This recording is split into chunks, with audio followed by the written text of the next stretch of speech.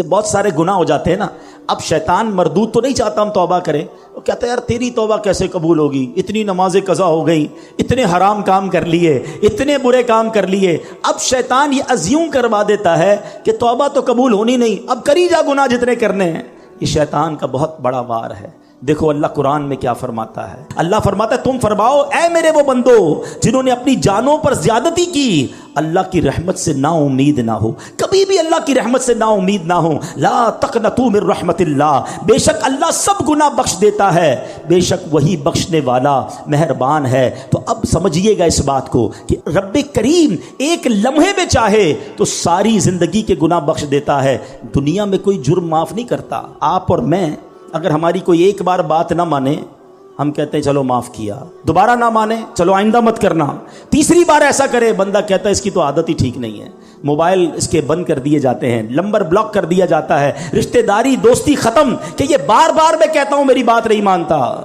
مگر میرے مالک کی شان دیکھو، بندہ ساری زندگی نافرمانی کرے اور ایک بار سچی توبہ کر لے، اللہ سارے گناہ معاف فرما دیتا ہے۔ اور سنو، صرف معاف نہیں فرماتا بلکہ جو اعمال لکھنے والے فرشتے ہیں نا، اللہ ان کو بھی بھلا دیتا ہے، تاکہ قیامت کے دن جب بندہ اللہ کی بارگاہ میں جائے گا تو اس کا کوئی گواہ نہیں ہوگا۔ ذرا حدیث پاک سنیے گا، میرے آقا فرماتے، مسلم شریف کی حدیث مبارک میں ہے کہ بے شک اللہ پاک رات کے وقت اپنا دست قدرت پھیلا دیتا ہے تاکہ دن میں گناہ کرنے والوں کی توبہ قبول فرمائے، اور دن میں اپنا دست قدرت پھیلا دیتا ہے تاکہ رات کے وقت گناہ کرنے والوں کی توبہ قبول فرمائے، یہاں تک کہ سورج مغرب سے طلوع ہو۔ یاد رکھیے، جب قیامت کے پہلے سورج جو ہے مغرب سے طلوع ہوگا، اس سے پہلے پہلے توبہ کا دروازہ کھلا ہوا ہے، اس کے بعد توبہ نہیں ہو سکے گی۔ یعنی ہم جب تک زندہ ہیں، اگر ایسا وقت تو امید نہیں آئے گا ہماری زندگی میں، قیامت تو وی فیل کہ ابھی بہت ساری نشانیاں باقی ہیں، اس کا مطلب یہ ہوا کہ ساری دنیا والے توبہ کر سکتے ہیں اس وقت تک کہ جب تک سورج جو ہے مغرب سے طلوع نہ ہو۔ تو ہمیں توبہ کرتے رہنا چاہیے۔ آگے چلیے، پیارے آقا مدینے والے مصطفیٰ صلی اللہ تعالی علیہ وسلم فرماتے ہیں، اے میرے بندوں تم رات دن گناہوں میں بسر کرتے ہو اور میں گناہوں کو بخشتا رہتا ہوں، پس تم مجھ سے بخشش طلب کرتے رہو، میں تمہیں بخشتا رہوں گا۔ بڑی پیاری حدیث ہے، اللہ کے حبیب فرماتے ہیں جس کا مضمون ہے اللہ کی 100 رحمتیں ہیں۔ ذرا توجہ سے سنیے گا، توجہ ذرا پلیز یہاں رکھیے گا۔ اللہ کی 100 رحمتیں ہیں، اللہ نے فقط ایک رحمت دنیا میں اتاری ہے، اور اس ایک رحمت سے ماں اپنے بچے سے پیار کر رہی ہے، باپ اپنے بچوں سے پیار کر رہا ہے، جانور اپنے بچوں سے پیار کر رہے ہیں۔ آپ دیکھیں جانور جان دے دے گا اپنے بچے کے لیے۔ یہ رحمت کہاں سے آئی؟ فرمایا یہ وہ ایک رحمت ہے جو اللہ نے دنیا میں اتاری ہے، جس کی وجہ سے لوگ ایک دوسرے پر مہربانیاں کرتے ہیں۔ وہ 99 رحمتیں رب نے اپنے پاس رکھی ہیں جو قیامت کے دن وہ ایک رحمت سے ملا کر 100 رحمتیں قیامت کے دن اپنے بندوں پر نچھاور فرمائے گا، اپنے بندوں کی مغفرت فرمائے گا اور ان پر احسانات فرمائے گا۔ ایسا رحیم ہے میرا مولا، ایسا کریم ہے ہمارا پروردگار۔ دیکھو دنیا میں اگر کسی کا کسی تھانے میں کسی جگہ کوئی قصور ہو جائے تو وہ لکھا جاتا ہے، چلو جناب معافی تلافی ہو گئی یا سزا بھگت لی یا ضمانت ہو گئی، مگر ریکارڈ پر وہ جرم باقی رہتا ہے۔ اس کی پولیس رپورٹ جب بھی بنائیں گے وہ جو کرمنل ریکارڈ تھا وہ ضرور آئے گا۔ مجھے ایک واقعہ یاد آیا، ایک بار میں ساؤتھ افریقہ گیا، مجھے ایک اسلامی بھائیوں نے بتایا کہ جناب ایک بزنس مین ہے، بیچارہ کئی سال سے کوشش کر رہا ہے، ساؤتھ افریقہ میں اس کا پولیس کریکٹر سرٹیفکیٹ نہیں بن رہا۔ میں نے کہا یار یہ تو بہت بڑا آدمی ہے، کیوں نہیں بن رہا؟ کہ ایک اس سے غلطی ہو گئی تھی۔ اب سنیے گا غلطی کیا ہوئی۔ کہتا وہ ایک بار جنرل اسٹور میں گیا اور کولڈ ڈرنک وغیرہ یا کچھ سامان خریدا، سڈنلی اس کو کال آئی کہ اس کی والدہ آئی سی یو میں ہے، کوئی ایمرجنسی ہو گیا، ہاسپٹل لے کے گئے گھر والے۔ اس بیچارے کو سمجھ ہی کچھ نہیں آئی، سامان ہاتھ میں تھا اور وہ دوڑتا ہوا جنرل اسٹور سے باہر نکل گیا۔ جیسے ہی باہر نکلا تو آپ کو پتا ہے انٹرنیشنلی بلکہ اب تو پاکستان میں بھی ہو گیا، وہ اسٹور کے دروازے بلنک کرنے لگے کیونکہ اس نے پیمنٹ نہیں کی تھی۔ تو وہاں سے گارڈ نے اس کو پکڑ لیا، کہا کہ آپ چوری کر کے جا رہے ہیں؟ کہتا بھائی چوری نہیں کر رہا، میری ماں ہاسپٹل میں، مجھے کال آئی اس لیے دوڑا ہوں۔ کہا نہیں واپس اندر آئیے۔ وہ اندر گیا، اس کے خلاف پرچہ کٹا اور اس نے کہا جتنا فائن لینا ہے جلدی فائن لو، مجھے جانے دو۔ اب چند ہزار روپے کا فائن تھا، وہ فائن اس نے پے کیا، وہ بندہ ہاسپٹل پہنچ گیا۔ لیکن اب جب بھی وہ پولیس کریکٹر سرٹیفکیٹ نکلوانے جاتا ہے، حالانکہ ملینر بلینر آدمی ہے، لکھا ہوا آ جاتا ہے اسٹور میں چوری کی ہے۔ یقین کریں جب مجھے یہ واقعہ میں نے سنا نا، مجھے اللہ کی رحمت یاد آئی کہ اس بندے سے ایک جرم ہوا، آج تک وہ اس کی سزا بھگت رہا ہے، وہ معاف نہیں ہوا، وہ لکھا ہوا ہے۔ اور اللہ فرماتا ہے کہ میرے بندو تم زمین بھر گناہ کر کے میرے پاس آؤ، میں تمہارے سارے گناہ معاف کر دوں گا، تم سچی توبہ کرو میں تمہارے گناہ معاف کر دوں گا۔ ارے وہ ڈیلیٹ کر دیتا ہے گناہوں کو، دنیا میں کوئی ڈیلیٹ نہیں کرتا۔ آج کسی کو ہماری بات بری لگ جائے، ہم 100 بار معافی مانگ لیں، مگر پھر بھی وہ دل میں رکھتا ہے، یار تم نے ایک بار ایسا کیا تھا، تم نے میرے ساتھ یہ ظلم کیا تھا۔ ارے بھائی معافی مانگ چکا ہوں، لیکن لوگ دل سے نکالتے نہیں ہیں۔ مگر میں اس قریب کی بات کر رہا ہوں کہ جو میری خطاؤں کو معاف ایسے فرماتا ہے کہ پھر وہ اس کا کوئی گواہ بھی باقی نہیں بچتا۔ بلکہ آؤ کرم نوازی کی انتہا دیکھو، قرآن سنا رہا ہوں، اللہ فرماتا ہے کہ جب توبہ سچی کرتا ہے نا کوئی بندہ، خدا کی قسم یہ آیت کا ترجمہ سنو، اللہ فرماتا ہے مگر جو توبہ کرے اور ایمان لائے اور اچھا کام کرے تو ایسوں کی برائیوں کو اللہ بھلائیوں سے بدل دے گا۔ اللہ بخشنے والا مہربان ہے، یعنی صرف گناہ معاف نہیں فرمائے گا، اللہ گناہوں کو نیکیوں سے بدل دیتا ہے۔ Only there are two conditions کہ توبہ کر لے اور اب اچھے کام کرے، اب برے کاموں کی طرف نہ جائے۔ سنو قیامت کا دن ہوگا، نبی پاک ایک حدیث صحابہ کو سنا رہے ہیں کہ گناہگار شخص، اللہ کی رحمت کی باتیں چل رہی تھی، میں چاہتا ہوں آج رحمت الہی کی ہی باتیں کریں تاکہ اللہ سے محبت میں اضافہ ہو، اللہ کی محبت ہمارے دلوں میں کاش گھر کر جائے۔ پیارے آقا صحابہ کو ایک واقعہ سنا رہے ہیں، فرماتے ہیں حدیث کا خلاصہ ہے کہ ایک بندہ اللہ کی بارگاہ میں حاضر ہوا، اللہ فرمائے گا تو نے یہ گناہ کیے ہیں، اپنے گناہ بتا، کون کون سے گناہ کیے ہیں؟ وہ بندہ ڈرتے ڈرتے ڈرتے اپنے صغیرہ گناہ بتائے گا، اپنے چھوٹے گناہ بتائے گا، وہ ڈر رہا ہوگا۔ اللہ فرمائے گا جا تیرے جتنے گناہ ہیں میں نے اتنے گناہوں کے بدلے تجھے اتنی نیکیاں دے دی ہیں، اتنی رحمت ہوگی اللہ کی۔ اب وہ بندہ کہے گا یا اللہ میرے تو بڑے بڑے گناہ بھی ہیں، وہ تو میں نے بتائے نہیں ہیں، یعنی اب اللہ کی رحمت پر ایسا مچل جائے گا کہ کہے گا مولا بڑے گناہ تو بتائے نہیں، یہ بھی گناہ ہیں۔ اللہ اکبر، میرے آقا یہ حدیث بیان کر کے اتنا مسکرائے کہ آپ کی داڑھیں ظاہر ہو گئی کہ جب اللہ کرم فرماتا ہے تو گناہوں کو نیکیوں سے بدل دیتا ہے۔ ارے اللہ کی کس کس رحمت کی بات کروں، اللہ کی کس کس کرم نوازی کی بات کروں، جب بندہ ایک بار سچی توبہ کرے وہ کیسے بخش دیتا ہے۔ حضرت موسیٰ علیہ السلام کے دور کا واقعہ، بارش نہیں ہو رہی تھی، حضرت موسیٰ علیہ السلام 70,000 لوگوں کو لے کر ایک میدان میں چلے گئے اور اب دعا کی جا رہی ہے کہ بارش ہو جائے۔ بڑی دیر ہو گئی بارش نہ ہوئی، موسیٰ کلیم اللہ ہیں، اللہ سے عرض کی مولا بارش کیوں نہیں ہو رہی؟ ارشاد ہوا ہے موسیٰ اس مجمع میں ایک بندہ ہے جو 40 سال سے میری نافرمانی کر رہا ہے، اے موسیٰ جب تک وہ بندہ اس مجمع میں ہے بارش سے نہیں ہونا، اس کو نکالو اس مجمع سے۔ حضرت موسیٰ نے کہا اتنا بڑا مجمع میری آواز کیسے پہنچے گی؟ ارشاد ہوا موسیٰ آواز لگانا تمہارا کام ہے، پہنچانا ہمارا کام ہے۔ حضرت موسیٰ کھڑے ہو گئے، کہا اے وہ شخص جو 40 سال سے اللہ کو ناراض کر رہا ہے، تیری وجہ سے بارش نہیں ہو رہی ہے، اس مجمع سے نکل جا۔ اچھا وہ بندہ ریئلائز تو کر گیا کہ لگتا تو میں ہی ہوں، ہو سکتا کوئی اور بھی ہو، وہ کھڑا ہو جائے۔ اس نے دائیں دیکھا بائیں دیکھا، کوئی نہیں کھڑا ہوا۔ اب پتہ اس بندے نے کیا کیا؟ کمال کیا۔ اس بندے نے اللہ سے بیٹھے بیٹھے عرض کی، کھڑا نہیں ہوا، کہا یا اللہ میں جانتا ہوں وہ بندہ تو میں ہی ہوں، مجرم تو میں ہی ہوں جس کی وجہ سے بارش نہیں ہو رہی ہے، مگر میرے مالک اگر آج میں کھڑا ہو گیا تو پورے شہر کو پتہ چل جائے گا کہ میں وہ گناہگار ہوں۔ اے اللہ سچی توبہ کرتا ہوں، اب تجھے ناراض نہیں کروں گا، کریم معاف کر دے اور مجھے ذلیل ہونے سے بچا لے۔ سنو کیا ہوا، تھوڑی دیر ہوئی بادل آئے اور بارش برسنا شروع ہو گئی۔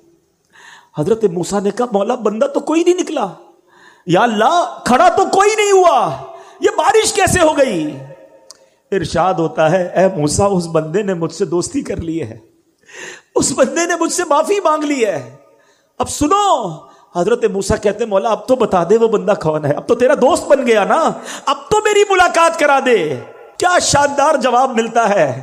اللہ فرماتا ہے موسیٰ جب میرا دشمن تھا تب میں نے اس کے عیب چھپائے، اب تو میرا دوست ہو گیا، تجھے کیسے بتاؤں وہ کون تھا۔ یہ ہے میرا رب، ہمارے عیب چھپاتا ہے، ہم پر رحمتیں برساتا ہے۔ پنجابی شاعر کہتا ہے نا، ایک گناہ میرے ماں پیو ویکھن مینو عمری منہ نہ لاویں۔ ماں باپ کو بھی اگر ہماری کوئی بڑی خطا پل جائے تو گھر سے نکال دیتے ہیں۔ ایک گناہ میرے ماں پیو ویکھن مینو عمری منہ نہ لاویں، लख गुनाह मेरा मालिक वेखे वो फिर भी पर्दे पावे। कितने गुनाह हैं हम जानते हैं और रब जानता है, मगर अल्लाह ने इज्जत दी है। अल्लाह हमारे ऐबों को छुपाता है। लोग हमसे प्यार कर रहे हैं, उन्हें नहीं पता कि हमारे ऐब कितने हैं। जो करीम दुनिया में ऐब छुपा रहा है ना, उसकी रहमत से उम्मीद है कि वो आखिरत में भी ऐब छुपाएगा। मगर दोस्ती तो कर लो ना उससे, नाराज तो ना करो ना उसे। कैसा क्या, अच्छा तौबा के लिए ना कोई बहुत बड़ी आपको गैदरिंग की जरूरत नहीं है, बड़े एहतमाम की जरूरत नहीं है। जस्ट अ मिनट, एक सच्चा कनेक्शन रिक्वायर्ड है। और वो कनेक्शन जिस दिन हो गया वो तुम्हारे सारे गुनाह माफ फरमा देगा।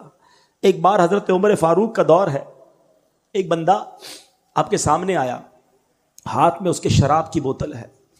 हजरत उमर फारूक ने उसे रेड हैंड देख लिया, फरमाया क्या है तुम्हारे हाथ में, क्या है? वो कहता है हुजूर मेरे पास सिरका है, हालांकि शराब की बोतल थी। हजरत उमर ने कहा दिखाओ। अब जरा थोड़ा सा सिनेरियो समझिएगा। दो बंदे आमने सामने खड़े हो, कितनी देर लगेगी, कितनी सेकंड्स की बात है ना, विद इन अ सेकंड्स। उस बंदे ने अल्लाह से अर्ज की मौला आज बचा ले, उमर के सामने जलील होने से बचा ले, मैं वादा करता हूं अब शराब नहीं पीऊंगा। बस उसने इस दिल की कैफियत से पुकारा अल्लाह को। और अब जब वो बोतल उठाकर डरते डरते हजरत उमर के हाथ में देता है, वो बोतल सिरका बन चुकी होती है। ये है मेरे मालिक, ये है वो करीम जिससे मैं मोहब्बत की बात कर रहा हूं। इतना रहमत वाला है कि एक बार प्यारे आका अलैहिस्सलाम ने सहाबा किराम को रहमत इलाही के बारे में बता रहे थे कि एक मौके पर एक औरत का बच्चा बिछड़ गया। थोड़ी देर बाद वो बच्चा मिल गया, बच्चा दौड़ता हुआ आया, माँ दौड़ती हुई गई, बच्चे को उठाया। ट्राई टू इमेजिन क्या लव, कितना उस वक्त जो है वो प्यार माँ को आता है जब बच्चा बहुत देर बाद मिलता है। माँ उसे चूम रही है। नबी पाक ने कहा देखो जितना इस माँ अपने बच्चे से मोहब्बत कर रही है, क्या ये माँ इस बच्चे को आग में डाल देगी? साहबा ने कहा हुजूर पॉसिबल ही नहीं है, इस वक्त तो इसकी मोहब्बत उरूज पर है। आका फरमाते हैं अल्लाह अपने बंदों पर इससे ज्यादा मेहरबान है।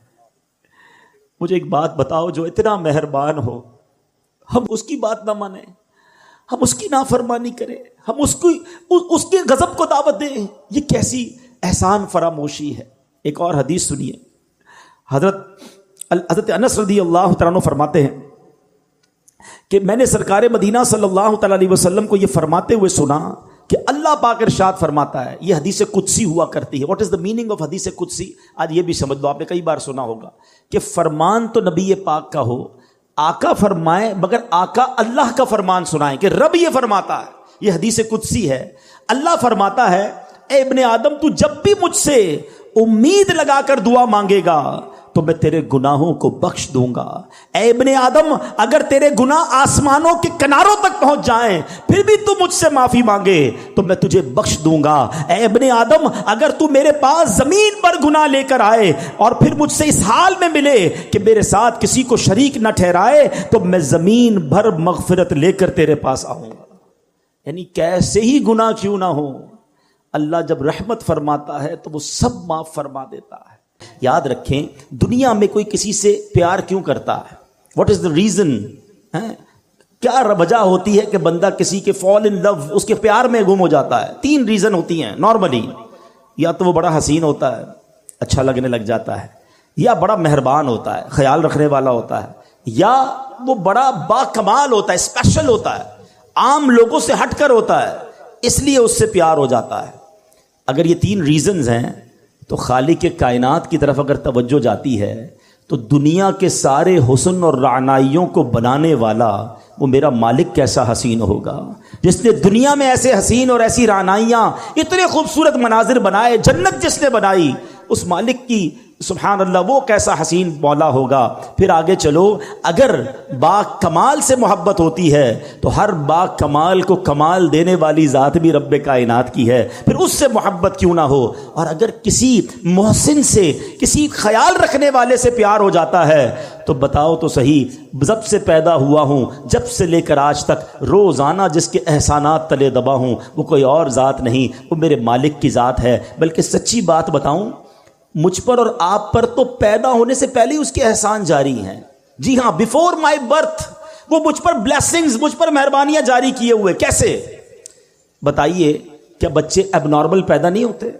بچے پیدا ہو رہے ہیں آج کل، کسی کے ذرا کون سا مرض ہے، کسی کا ایک گردہ ہی نہیں ہے، کسی کا ہاتھ صحیح نہیں، کسی کا پیر صحیح نہیں، کوئی بغیر آنکھ والا، کوئی بغیر کان والا، عجیب عجیب معذور بچے پیدا ہوتے ہیں۔ اللہ تعالی ہمیں اور ہماری نسلوں میں ایسے معذور بچوں سے ہمیں محفوظ فرمائے۔ لیکن میں پورا پیدا ہو گیا، میرے اعضاء پورے ہیں، میں دیکھ بھی رہا ہوں، بول بھی رہا ہوں، سن بھی رہا ہوں، اس کا مطلب کیا ہوا؟ میرے رب نے میری تخلیق کامل فرمائی۔ ماں کے پیٹ میں جب میری تخلیق ہو رہی تھی، میرے اس کریم مولا نے مجھ پر یہ مہربانی کی کہ میرے کوئی پارٹ آف باڈی، کوئی آرگن آف باڈی کم نہ تھا، میں کسی بڑی بیماری میں نہیں تھا، پیدا ہوتے ہی شوگر کا مریض نہیں ہوں۔ یہ کتنی بڑی میرے رب کی مجھ پہ مہربانی میری پیدائش سے پہلے سے جاری ہے۔ اور سچ پوچھو، اس سے بڑی مہربانی بتاتا ہوں، وہ یہ ہے کہ اللہ نے مجھے اور آپ کو مسلمان گھرانے میں پیدا کر دیا۔ کسی کافر کے گھر میں بھی تو پیدا ہو سکتے تھے نا، روز بچے پیدا ہو رہے ہیں، کوئی کس مذہب والے کے یہاں پیدا ہو رہا ہے۔ میں نے کیا کمال کیا تھا؟ میرا کیا ایسا کمال تھا کہ اللہ نے مجھے مسلمان گھرانے میں پیدا کیا؟ سب سے پہلی آواز جو میرے کانوں نے سنی وہ اللہ اکبر کی اذان سنی، کیونکہ جب میں پیدا ہوا مسلمان گھرانے میں تھا تو میرے کان میں اذان دی گئی۔ بتاؤ، یہ شروع سے مہربانیاں رب کی جاری ہیں۔ تو اگر کسی مہربان سے محبت کی جاتی ہے تو پھر اللہ سے سب سے زیادہ ہمیں محبت ہونی چاہیے۔ اور اب آؤ میں بتاتا ہوں وہ کریم رحمان کیسا ہے، وہ رحیم کیسا ہے، وہ رحمتیں کیسے برساتا ہے۔ اس کی رحمت یہ چاہتی ہے کہ میں اور آپ بخشے جائیں۔ روایتوں میں آتا ہے، حضرت ابو سعید خدری رضی اللہ تعالیٰ عنہ راوی ہیں اور نبی پاک علیہ الصلوۃ والسلام کی حدیث ہے۔ یہ واقعہ خود نبی پاک نے صحابہ کو سنایا کہ ایک شخص تھا بنی اسرائیل میں، اس نے 99 قتل کیے، حدیث پاک کا خلاصہ ہے 99 مرڈرز۔ اور اس کے بعد اسے خیال آیا کہ یار بہت ہو گیا، کتنے گناہ کرے گا، اب تو توبہ کر لے۔ وہ ایک راہب کے پاس گیا، سو کالڈ مولوی صاحب، اس زمانے کے بھی سو کالڈ ہوں گے، علم تھا نہیں، لکس لائک، بے شک ہم بھی آج کل ہر داڑھی والے کو عالم دین سمجھ لیتے ہیں، بلکہ اب تو بغیر داڑھی والے کو بھی عالم دین کہنا لوگوں نے شروع کر دیا۔ یہ عجب فنومنا چلا ہے کہ جس کی مرضی وہ اسلام کی انٹرپریٹیشن کر رہا ہے اور لوگ اسے سنی جا رہے ہیں۔ اللہ کے بندوں، عالم دین صحیح عقیدے والے سے بات سنو گے تو سمجھ آئے گی۔ یہ حدیث بھی اسی طرف رہنمائی کر رہی ہے کہ کہنے کو وہ کوئی مذہبی آدمی ہوگا، یہ بندہ چلا گیا اس کے پاس، کہا حضرت 99 قتل کیے ہیں، کیا میری توبہ قبول ہوگی؟ وہ بندہ، اس نے کہا خدا کا خوف کر، 99 بندوں کا قاتل، تیری توبہ قبول نہیں ہونی۔ اس نے اس بندے کو اللہ کی رحمت سے مایوس کر دیا۔ اب وہ پہلے ہی قاتل تھا، اس نے کہا چلو پھر سینچری پوری کرتے ہیں۔ اس نے اس راہب کو بھی مار دیا، 100 قتل کر لیے۔ پھر خیال آیا نہیں، غلط کیا، توبہ کرنی چاہیے۔ پھر کسی عالم دین کے پاس گیا، اب عالم دین نے کہا کہ نہیں، تمہاری توبہ قبول ہو جائے گی، گھبراؤ نہیں، اللہ کی رحمت سے مایوس نہ ہو۔ ایسا کرو، فلاں علاقے میں نیک لوگوں کی ایک بستی ہے، تم ادھر چلے جاؤ اور ان نیک لوگوں کے قریب جا کر اللہ کی بارگاہ میں دعا کرنا، تو اللہ کریم جو ہے تجھ پر رحمت فرما دے گا، تیری توبہ قبول کر لے گا۔ یہ بندے نے نیت کی، اچھی نیت، اور چل پڑا۔ اللہ کی شان دیکھو، راستے میں اس کا انتقال ہو گیا، عذاب کے فرشتے آ گئے، ہم لے جائیں گے، 100 بندوں کا قاتل ہے۔ رحمت کے فرشتے آ گئے، ہم لے جائیں گے، توبہ کی نیت کر لی تھی، چل پڑا تھا، اللہ سے دوستی کا ارادہ کر لیا تھا، یہ چل پڑا ہے۔ اب دونوں قسم کے فرشتوں میں ایک طرح سے بحث شروع ہو گئی۔ عذاب کے فرشتے کہتے ہم لے جائیں گے، توبہ کی تھوڑی تھی، گھر سے نکلا ہی تھا، ارے 100 تو قتل کر دیے ہیں۔ رحمت کے فرشتے کہتے نہیں، اللہ کی راہ پہ چل پڑا تھا، دل میں شرم اور ندامت آ گئی تھی، ہم لے جائیں گے۔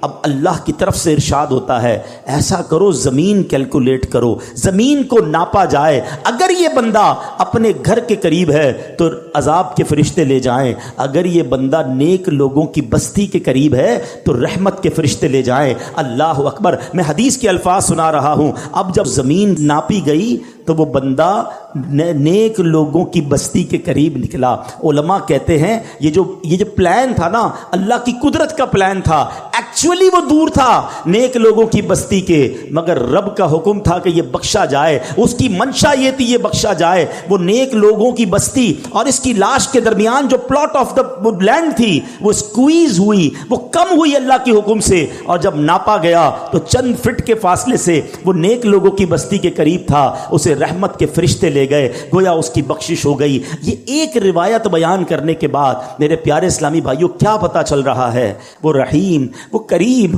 وہ توبہ قبول کرنے والا ہے، وہ معاف کرنے والا ہے۔ اس کی رحمت چاہتی ہم بخشے جائیں، مگر یہ بندہ ہے جو توبہ نہیں کرتا، یہ بندہ ہے جو اس کی بارگاہ میں سر نہیں جھکاتا، وہ اس سے دوستی نہیں کرتا۔ میرے پیارے اسلامی بھائیوں، اس حدیث سے ایک اور بہت خوبصورت بات سیکھنے کو ملی ہے۔ یہ حدیث پہلے سمجھیے گا، نبی پاک واقعہ سنا رہے ہیں صحابہ کو، اٹ مین سارا کانٹینٹ جو ہے وہ آتھرائزڈ ہے، سارا کانٹینٹ جو ہے وہ زبردست کلیئرڈ ہے، جبھی تو نبی پاک سنا رہے ہیں نا۔ تو آقا نے کیا بتایا کہ لوگوں نے مشورہ دیا نیک لوگوں کی بستی کے پاس جا کر دعا مانگو۔ اٹ مینز کہ اگر آج بھی کوئی اللہ والوں کے پاس ان کی اگر حیات ہیں تو ان کی صحبت میں جا کر دعا مانگے، اور اگر دنیا سے چلے گئے ہیں اور ان کے مزار کے پاس جا کر اللہ سے دعا مانگے کہ اللہ ان کے صدقے، نیک لوگوں کے صدقے، مبارک جگہ کے صدقے میری توبہ قبول فرما لے۔ تو جہاں رحمتیں برس رہی ہو ادھر جا کر دعا کرنا، ادھر جا کر اللہ سے مانگنا، یہ اس حدیث سے ثابت ہے۔ ویسے تو قرآن کی آیت سے بھی ثابت ہے کہ جب حضرت زکریا علیہ السلام کو دعا کرنی تھی، بیٹے کی تمنا تھی، تو قرآن کہتا ہے حضرت زکریا کہاں گئے تھے؟ محراب مریم میں گئے تھے۔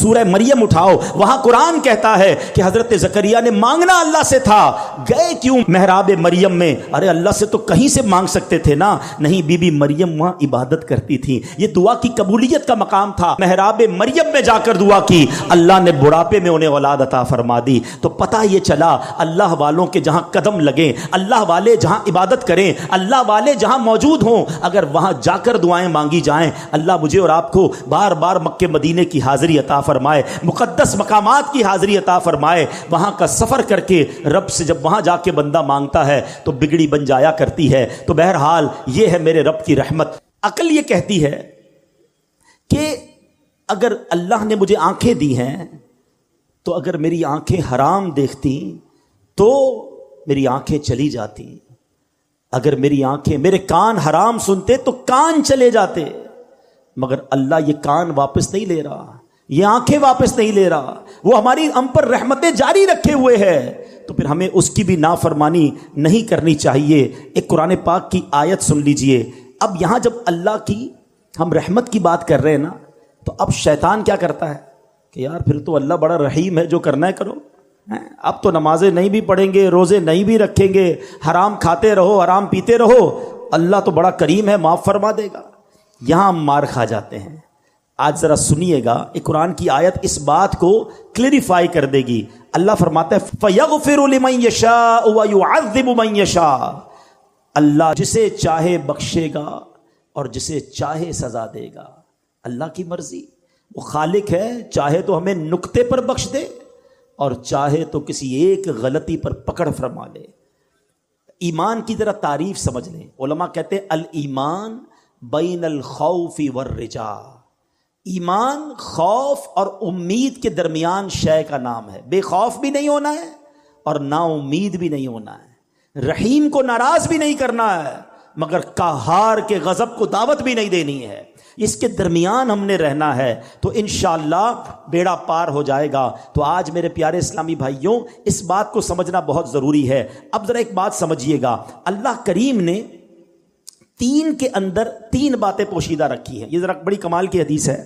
خلیفہ اعلیٰ حضرت فقیہ اعظم ابو یوسف محمد شریف محدث کوٹلوی نقل فرماتے ہیں، یہ ان کا قول ہے، اللہ پاک نے تین چیزوں کو پوشیدہ رکھا ہے، اپنی رضا کو اپنی اطاعت میں، اپنی ناراضی کو گناہوں میں، اور اپنے اولیاء کو اپنے بندوں میں۔ اس سے کیا سیکھنے کو ملا کہ کوئی بھی چھوٹی نیکی چھوٹی سمجھ کر چھوڑ نہ دیں، کیا پتہ یہی میری مغفرت کا ذریعہ بن جائے۔ حدیثوں میں یہ مضمون ملتا ہے کہ پیاسے کتے کو پانی پلانے والے کی مغفرت ہو گئی ہے، کسی نے درخت راستے سے ہٹا دیا یا کوئی چیز ہٹا دی کہ راستہ کھلا ہو جائے، اللہ نے اس لیے مغفرت فرما دی۔ تو ہر نیکی آگے بڑھ کے کرنی چاہیے۔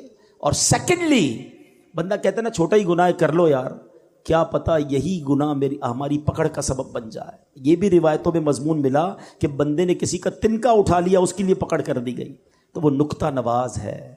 اور تیسری بات کہ اللہ نے اپنے اولیاء کو بندوں میں چھپا کر رکھا ہے، اس سے سمجھ یہ آتا ہے کہ ہر بندے کے ساتھ ادب سے پیش آئیں، ہمیں نہیں پتا کون اللہ کی بارگاہ میں کون سا مرتبہ رکھتا ہے.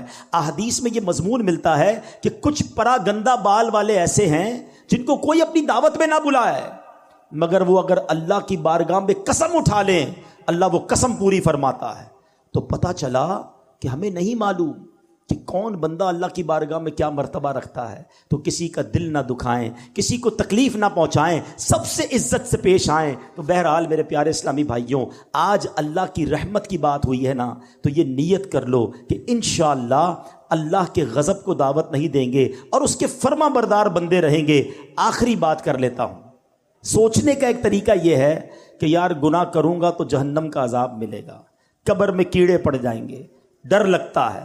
ایک گناہ چھوڑنا خوف الہی کی وجہ سے ہے، وہ بھی ٹھیک ہے، مگر اعلیٰ درجہ پتہ کیا ہے؟ امام غزالی لکھتے ہیں کہ بندہ اللہ کی محبت کی وجہ سے گناہ نہ کرے کہ یار محبوب کو برا لگ جائے گا، میرے رب کی ناراضی ہو جائے گی، میں جو کر رہا ہوں یہ رب کی رضا نہیں ہے. خوف سے گناہ نہ کرنا اور ہے اور محبت میں گناہ نہ کرنا اور ہے. خوف سے نماز پڑھنا اور ہے اور محبت میں نماز پڑھنا اور ہے. خوف سے روزہ رکھنا اور ہے کہ یار نہیں رکھوں گا تو جہنم میں ڈال دیا جاؤں گا، اور محبت سے روزہ رکھنا اور ہے کہ میرے اللہ کو پسند ہے، میرے رب کا حکم ہے، میرے خالق کا حکم ہے. اس عبادت کا مزہ ہی اور ہے. تو اللہ کی محبت میں عبادت کرنا سیکھ جائیے. اور اب ایک بات اور یہ کرنی ہے کہ اب دیکھتے ہی دیکھتے رمضان ہمارے سے اب رخصت ہو رہا ہے.